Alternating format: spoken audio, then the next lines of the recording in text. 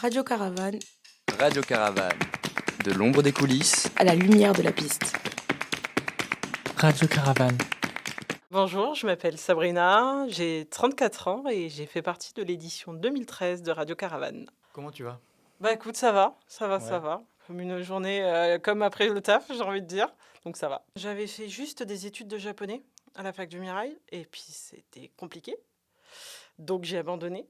Et je sais que je suis arrivée un petit peu à Radio Caravane parce que je cherchais quoi faire un petit peu. Et j'avais parlé aussi de mes projets, de mes envies de faire de la post-production à ce moment-là. Et du coup, je pense que c'est comme ça que j'ai débarqué dans ce projet de base. Mais voilà. Comment tu en avais entendu parler? C'est je sais pas si c'était une dame, je sais pas si c'est dans le service civique, j'étais allée dans un truc bien spécifique d'aide aux jeunes pour s'orienter. Et comme je lui avais justement parlé de ça, de cette envie de faire de la post-production, elle m'a dit peut-être que de la radio, ça pourrait être intéressant pour moi. Et du coup, voilà, elle m'a proposé ce projet, tout simplement. Alors, comme une jeune femme adulte, donc on n'est pas tout à fait sorti de la crise d'adolescence, donc on est pas mal en recherche d'identité, on ne sait pas trop qui on est. J'étais pas hyper bien non plus dans tu sais, la confiance en soi, tout ça. Et j'avais été, je pense, juste avant un peu stressée parce que je suis pas quelqu'un de très sociable non plus, donc je savais que j'allais être avec plein de gens que je connais pas. Et je suis un naturel réservé, donc voilà. Et qu'est-ce qui t'a poussé, qu'est-ce qui t'a convaincu de venir participer à Radio Caravane? Alors, je pense que tout d'abord, c'est la curiosité. Il y avait un côté aussi, je faisais pas grand-chose à ce moment-là, donc on va être parfaitement honnête, voilà.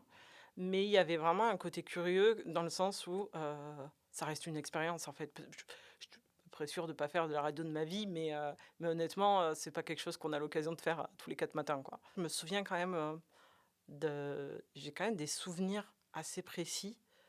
Il me semble qu'on avait peut-être fait des ateliers, on était en dessous. J'ai vraiment des souvenirs vraiment visuels, mais j'ai plus exactement, donc il y a 12 ans, de souvenirs de ce qu'on faisait.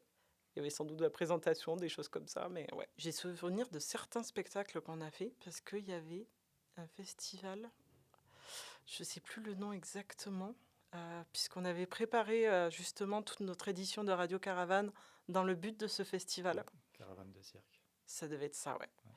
Et moi, je me souviens, c'était un spectacle qui mélangeait les acrobaties, de la musique assez rock. 220 vols, la compagnie. Je pense que ça devait être ça, ouais.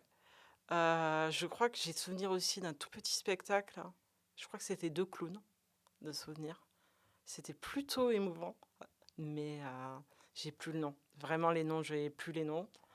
Et pourtant, je suis pas trop, même dans le cirque, trop clown. Ce qui m'a le plus plu, c'était l'ambiance parce qu'on avait un petit groupe.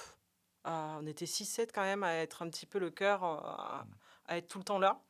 Et à venir quasiment presque 3-4 fois par semaine, facile, même si on n'était pas obligé, entre guillemets, et à travailler sur les différents projets et des fois faire des choses qui avaient absolument aucun rapport, mais de travailler, de préparer l'émission. Je me souviens quand on avait monté pour faire une espèce d'émission, on avait monté toute une scène là-bas. Donc c'est surtout tout ça qui m'a marqué. Après avoir fait Radio Caravane, ton état d'esprit a-t-il changé?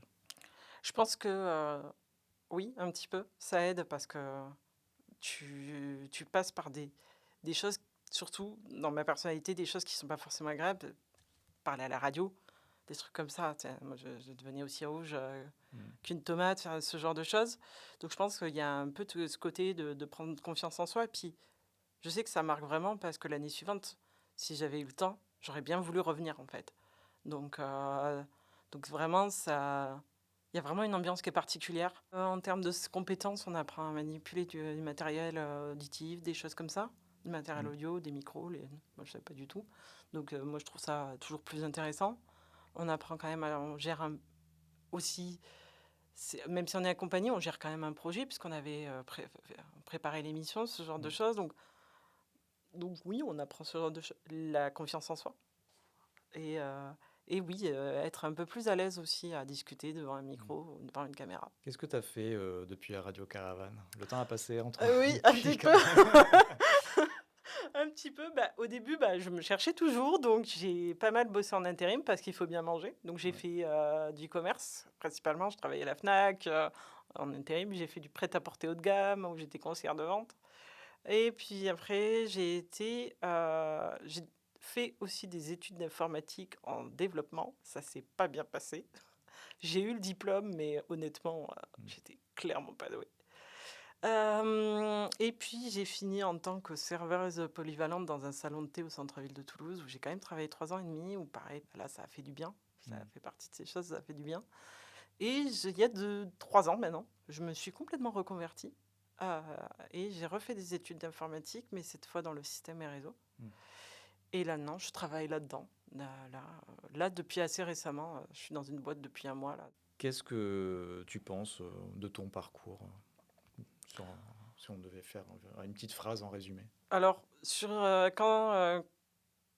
coup, chaotique, mais au final, je m'en suis extrêmement contente de cette diversité, de ce que ça m'a apporté.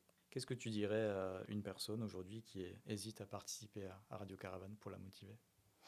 Que déjà, c'est vraiment une expérience. C'est quelque chose qu'on ne trouve pas ailleurs. Il y a vraiment une expérience avec les gens que tu rencontres là-bas. Là, comme je disais, la radio, c'est pas quelque chose que tu as l'occasion de faire tous les jours. Donc, honnêtement, c'est une expérience à vivre. Peut-être que tu n'aimeras pas ça, peut-être que tu aimeras ça. Mais tu as vraiment une espèce de cohésion de groupe à chaque... j'imagine à chaque session, mais qui se fait et les gens suivent en fait toujours derrière, donc c'est un petit peu pour moi que ça reste. Donc je dirais que pour l'expérience, même si on est très timide, c'est chacun il vient avec sa personnalité et je pense que tout le monde arrive à comment dire, composer avec chacun, tout simplement. Et du coup voilà, c'est vraiment une expérience à vivre au moins une fois. Merci beaucoup. De rien. Radio Caravane est un projet d'éducation populaire et de médiation culturelle, proposé par la Grainerie et les associations Média Commun et Eva Sound Studio. Un groupe de jeunes adultes en parcours d'insertion s'initie aux techniques radio et web médias. Ils et elles couvrent la programmation de la Grainerie en réalisant des émissions et interviews diffusées sur une dizaine de radios partenaires. Ce programme est placé sous licence libre Creative Commons. Attribution, pas de modification, pas d'utilisation commerciale. Retrouvez tous les podcasts sur radiocaravane.net.